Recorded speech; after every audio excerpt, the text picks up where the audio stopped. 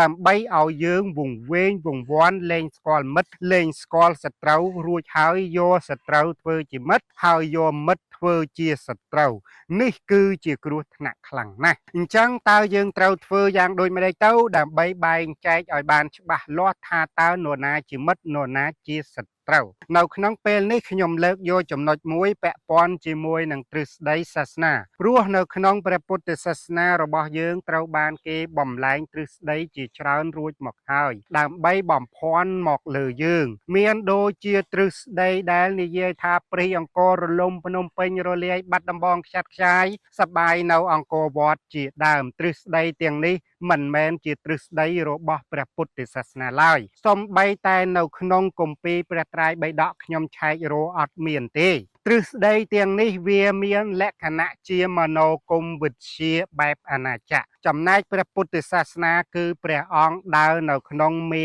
គ៌ានៃធម្មចក្រព្រះអង្គមិននិយាយអំពីអាណាចក្រឡើយរាល់ទ្រឹស្ដីទាំងឡាយណាដែលនិយាយអំពីអាណាចក្រខុសអំពីក្បួនខុសអំពីមាគ៌ារបស់ព្រះពុទ្ធសាសនារួចទៅហើយអញ្ចឹងសំណួរសួរថាហេតុអីបានទ្រឹស្ដីនឹងគេបង្កើតឡើងហើយគេបង្កើតឡើងនៅពេលណាគេបង្កើតឡើងដើម្បីអ្វីដូចដែលបងលើកឡើងអញ្ចឹងគឺគេបង្កើតឡើងនៅក្នុងគោលបំណងបំភាន់ស្មារតីរបស់យើងឲ្យយើងយល់ឃើញថាសត្រូវគឺជាមិត្តហើយយល់ឃើញថាមិត្តគឺជាសត្រូវនេះហើយគឺជាគ្រោះថ្នាក់អញ្ចឹងដើម្បីយើងដោះស្រាយអាបញ្ហាមួយណាជាមិត្តមួយណាជាសត្រូវគឺយើងត្រូវតែស្គាល់ខ្លួនយើងឲ្យច្បាស់ហើយបើយើងជឿនៅព្រះពុទ្ធសាសនាត្រូវតែស្គាល់ព្រះពុទ្ធឲ្យបានច្បាស់តើមាគ៌ារបស់ព្រះពុទ្ធគឺជាអ្វីដើម្បីជៀសវាងការដែលគេបង្កើតទ្រឹស្ដីคล้ายៗរួចហើយគេកុហកថាជាទ្រឹស្ដីព្រះពុទ្ធហើយយើងចេះតែជឿនោះ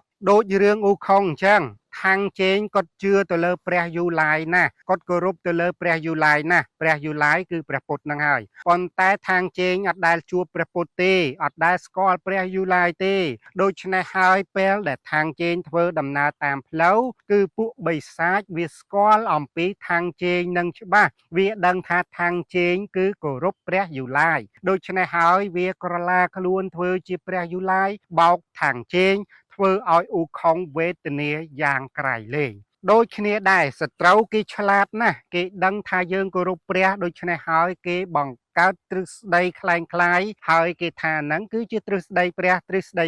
រួចហើយយើងអត់ស្គាល់ព្រះចេះតែគោរពចេះតែជឿលទ្ធផលចុងក្រោយគឺយើងបរាជ័យយើងចាញ់បោកគេត្រូវបានគេសម្លាប់ត្រូវបានគេយកទៅធ្វើជាទាសករ